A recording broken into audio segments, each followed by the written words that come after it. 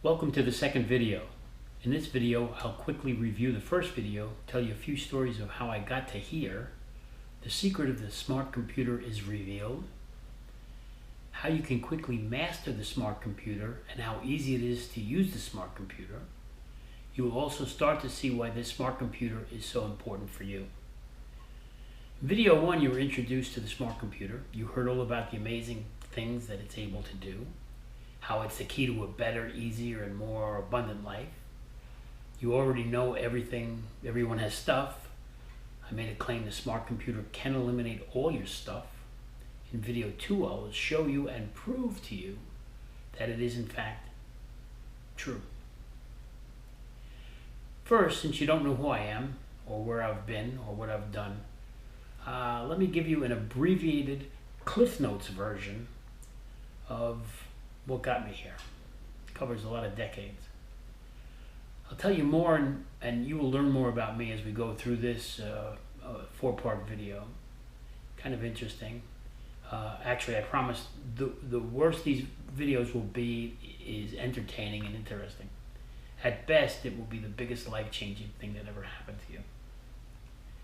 Alright, I'm going to go through this and I may speak quickly, but you can always redo it.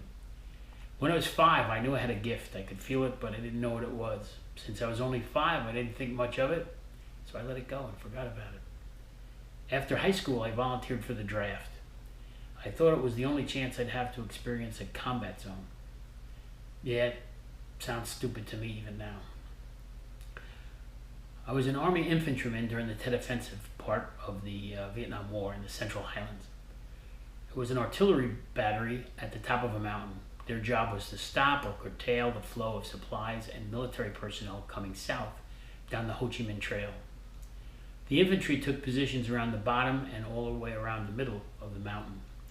Myself and one other guy were stationed at the very top, on top of a heavily sandbagged bunker. Inside the bunker was a computer that provided all the information the artillery needed to hit its targets. The two of us were the last means of defense.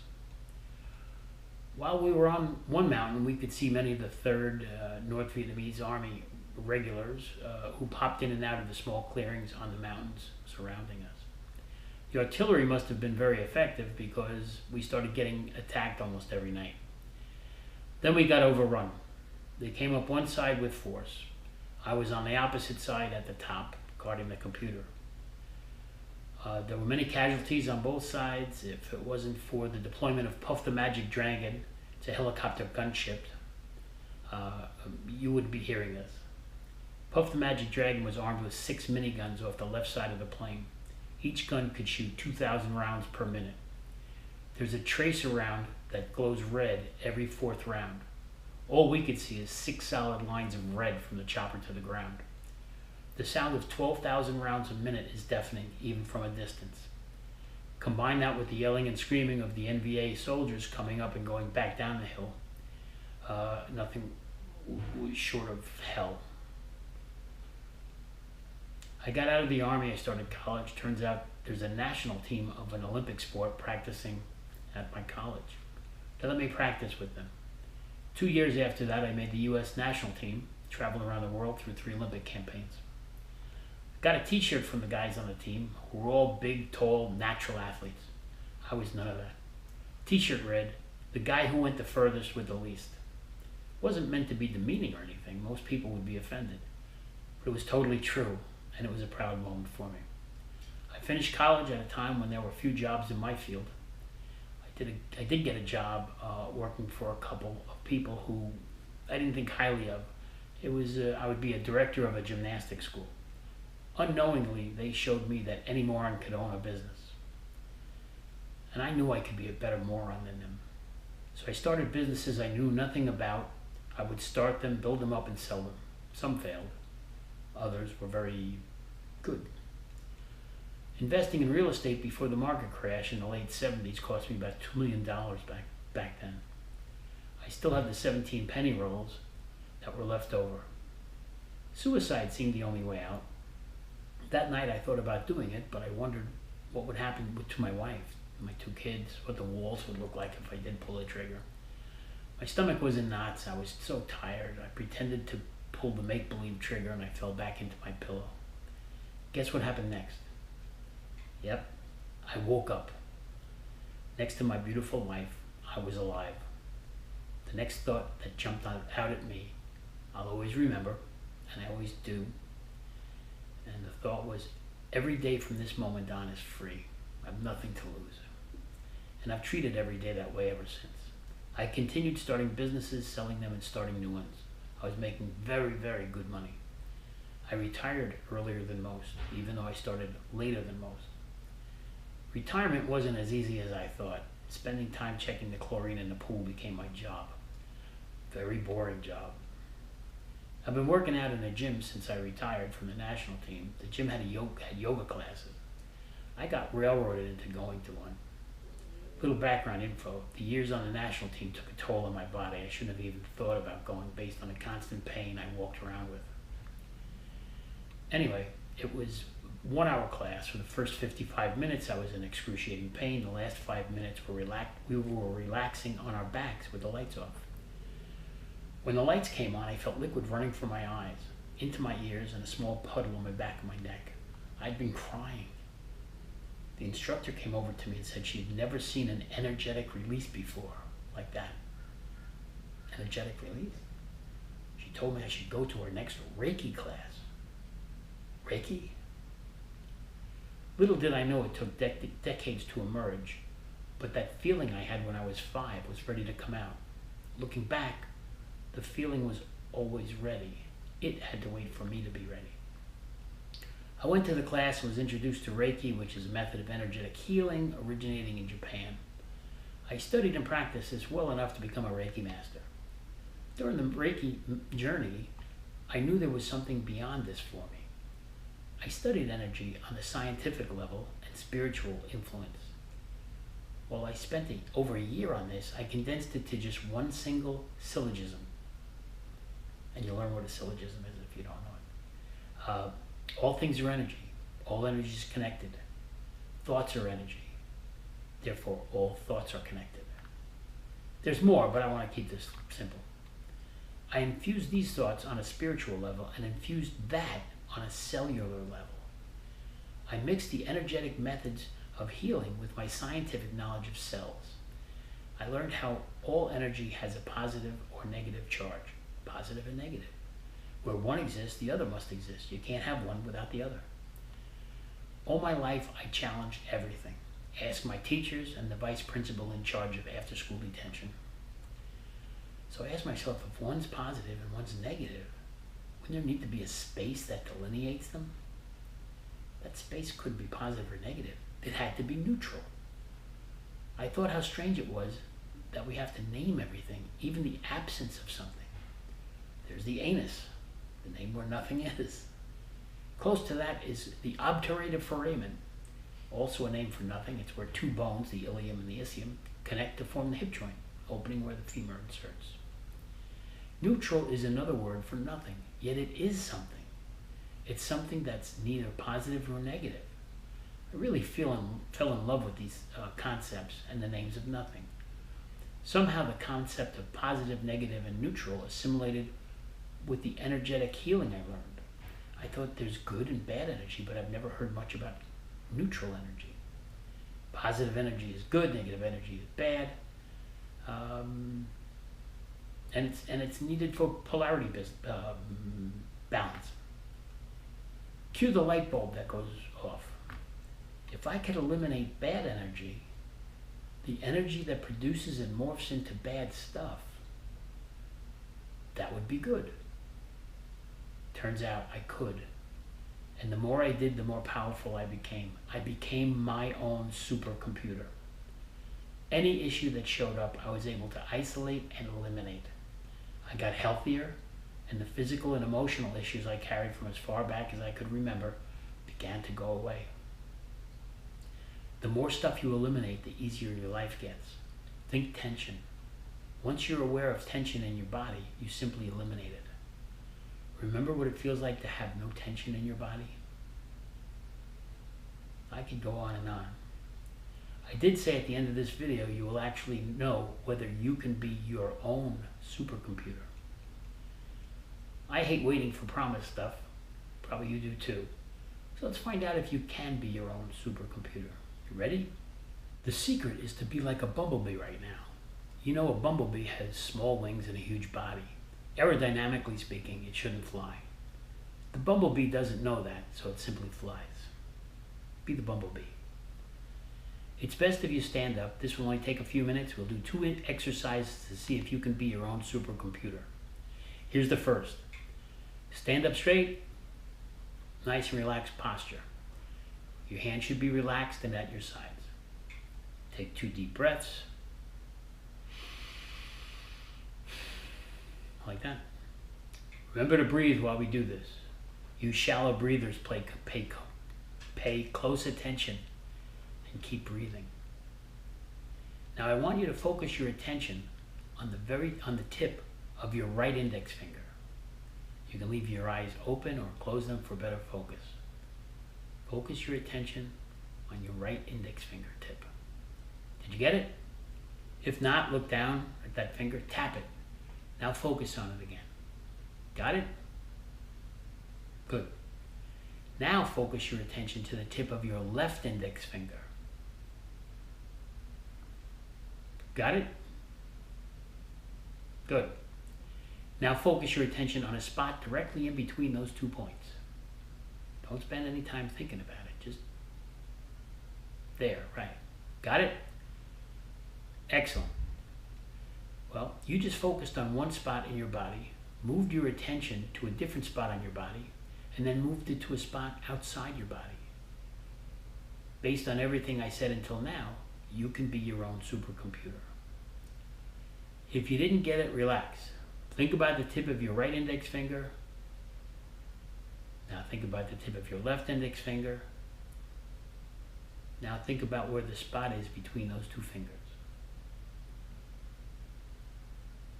Okay. If you didn't get it, let's see if you can do another one.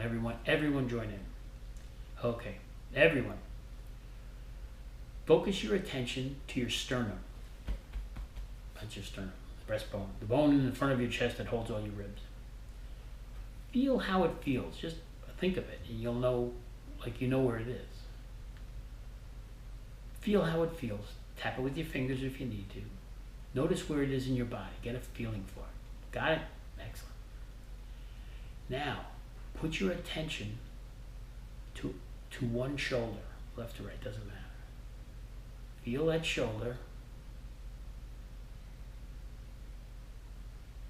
Notice how that shoulder feels in relation to your sternum. So you're going to go back from feeling one to the other to the first one, back and forth. Now you have a feeling for that. Got it? Now feel your other shoulder. Get a feel for that. See how that feels in relation to your sternum. The other shoulder and the sternum.